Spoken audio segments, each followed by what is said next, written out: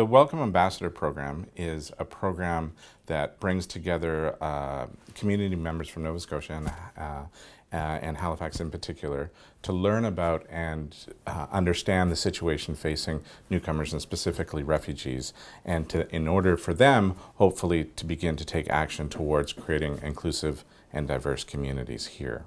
So this program really came out of the Syrian surge. So when newcomers arrived from Syria, given the context that was happening there and the great interest that was going on in local communities across the country and specifically here in Nova Scotia. And the idea was we recognized that if we are bringing in a lot of people in a short period of time, that communities and organizations and individuals really needed to develop some thinking about how they're going to receive these people, what are the conditions in the communities like, and how can we create an environment that is inclusive and welcoming and recognizes and respects the newcomers who are arriving, so that they're not arriving into kind of more hostile or challenging, difficult circumstances, but engage the entire community in that process of welcoming. The Welcome Ambassador program is for anyone in the public. At the same time, the people who come to the program are people who have an interest and some background and maybe experience around this. So we have private sponsorship group. Individuals from private sponsorship groups come to the Welcome Ambassador program. We have people who come from social service agencies, people who are involved in their as tutors, English language tutors, people who are volunteers in the communities in some capacity through the libraries or through service programs. We have people who come who have businesses and are interested in that from that side as well. So we have a very wide range, but they usually come at it from their sort of individual interest, and then the intent is then that they then go back into those places they come from and take action and do some very specific activities in those environments as well. So it's not just taking the program, it's also then applying and thinking about what to do in their own context. And we have people who have taken the program, the Welcome Ambassador program, who have done something in their family and hosted a conversation around newcomers in their family. So that's sort of on the more informal kinds of context. People have offered workshops, lunch and learn programs at their office or in the hospital or in the places where they volunteer. We've had people who have undertaken become volunteers as tutors or become volunteers as and join private sponsorship groups.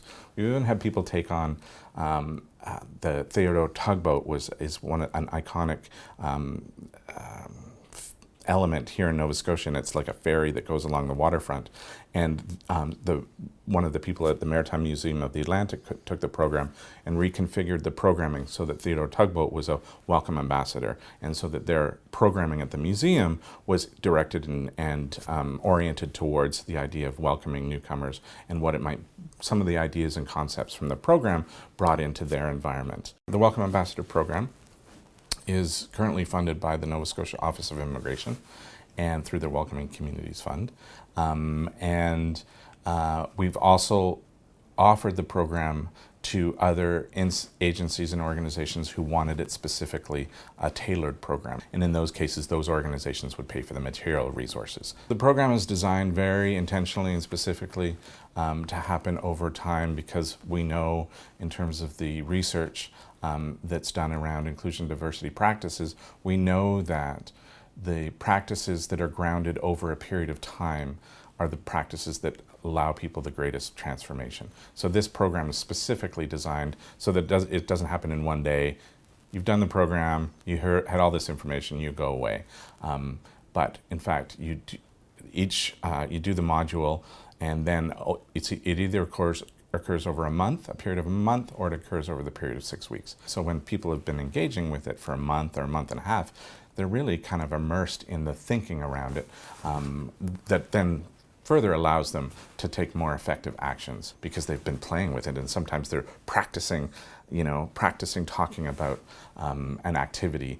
So we do a very simple activity, which is, what do you do in the grocery store if somebody says something in the grocery store that's problematic or racist or challenging, and what's your response? And it gets them thinking about that, and then they're reflecting on that activity, for instance, over a period of a week, and sometimes they maybe even they're practicing it out. If things happen and occur, they're practicing we call it their grocery store speech. I'm welcoming you to the Welcome Ambassador program. The training sessions, there are 4 modules, and each module situates around its sort of very large generic themes. But the first module of the Welcome Ambassador training program is really just sort of understanding what the situation for refugees, who's a refugee, what does that mean? And obviously, as we're bringing groups together, the idea is also we build community with them, because the hope is that they'll also be able to rely on each other as peer ambassadors out in the world. The second module of the program is really understanding what it means when they settle here into Nova Scotia. So we bring in guest speakers who can speak from first voice as to their own experiences. The third module looks at power and privilege. So what does it mean for all of us individually? Who are we? Where are our biases situated? And how do we become effective allies, accomplices, or resistors towards changing the dominant paradigms around racism and marginalization? And then the final session really looks at communication issues, challenges that they may surface as an ambassador if they're going out to do activities. What do they do around conflict? If things arise, how do they kind of surface processes around that? Every ambassador gets a manual that has all of the activities that we've done, all of the information that we provide, so that they can then, if they need access to, say, statistical information, they have it.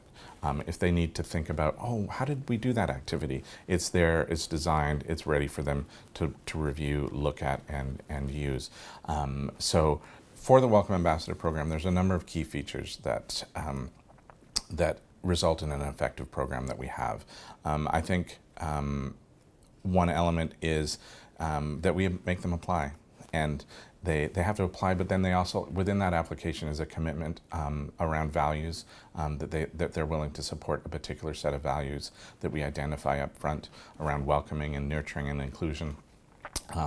And that they commit to an action. So they know right from the beginning that this is a training program that they're going to have to do something with. I think the second element is we use adult education principles in terms of to make this an effective training. And so what that means is that it's experiential, so that they're practicing and doing real kinds of things with real activities that they then work on and talk about. And then we create an environment of discussion so that there's peer sharing. Another element for its effectiveness is this program happens over time. And again, because it happens over time, it grounds the learnings, the understanding, the commitment, and the applications. They have a form they have to fill out at the end, which outlines their commitments that they sign and that we hold, not because we're holding them onto it, but it's just one of those other elements that helps to situate it for people to go, okay, yeah, I guess I really do have to do this. We know by the connections, the ongoing connections that we continue with the ambassadors, that they are going out and doing it. In fact, most of them far surpass 2 activities, and that just becomes, the 2 activities was just their beginning process, but many of them continue to be deeply engaged in issues that are affecting immigrants and refugees. So one of the reasons why I think the Welcome Ambassador program is a promising practice is that it's easily replicable in other places. We have a template that can be adapted to other places. We, in fact, have done this program where we offered the training through a Polycom live stream system through the Nova Scotia Community College, whereby we were delivering it in one of the locations and at 4 of the other locations across the province. And so we're constantly looking at and trying to think about what are we doing, how are we delivering it, and is there a different new information that we need to be doing, or process or methodology we need to apply in these contexts. And obviously we're also taking it from the evaluations of the participants. So the participants go through a significant evaluation process after each training, and then following the training, there's an evaluation that they fill out. So there's sort of the immediate response, and then there's the sort of more reflective opportunity to think about what that might have meant for them. And that provides us with information on how to adapt or engage in different kinds of ways. The way that the Welcome Ambassador program measures its outcomes and results is a number of ways. One, we have quantifiable information in terms of who attended the program, what did they attend, and what are they committing to do out as a result of the program. And we can collect information around that range of activities and around the range of numbers of people that they think that they're going to impact. And so those are some quantifiable kinds of information. We also get some qualitative data in terms of people's sharing their experiences with us through evaluations as well as through participation in the workshops themselves and through follow-up emails that we get. We consistently have very, very high ratings in terms of evaluations of the overall program, as well as they specifically tell us what about this program did you like? What about this activity was helpful to you? And then they give us a narrative around that we compile as well. And those are all really consistently positive and supportive in terms of what we're doing. So this program could definitely operate in rural and remote settings and be contextualized to those settings so that it makes sense and it's using information and resources and understanding. So for instance, if you're talking about settlement services, you're talking about the settlement services that would actually be available in those rural settings. And obviously we offer this in Halifax, which is a medium-sized center, but it's relevant in large centers that you would find Toronto, Vancouver, Ottawa, Montreal, whatever, Calgary. It would be relevant in those large centers as well as small centers. And the beauty of the program is that it can be adapted to kind of those contexts specifically so that it kind of makes sense for where you are. But most of the information would be applicable right across the board. Probably the most significant factor is having a fairly skilled facilitator. That's kind of the most important aspect because you are dealing with some sensitive materials. So we're dealing with sensitivities around, around difference and around power and privilege and how do people navigate and have the experience and knowledge to be able to articulate how to navigate some of those questions that may surface.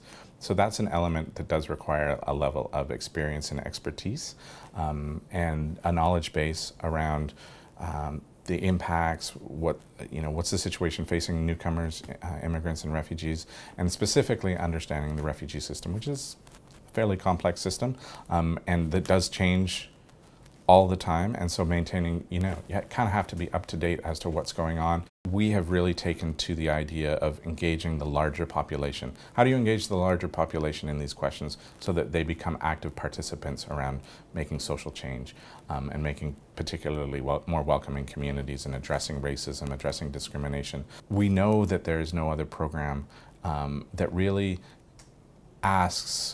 specifically says, okay, you are going to get a training around creating a welcoming community and you're going to have to do something about it. What are you going to do?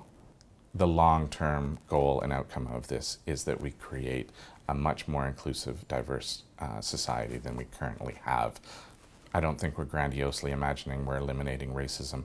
However, we're on that path that hopefully will lead us towards a place where those kinds of ideas can be things that were historically understood rather than currently present in people's lives.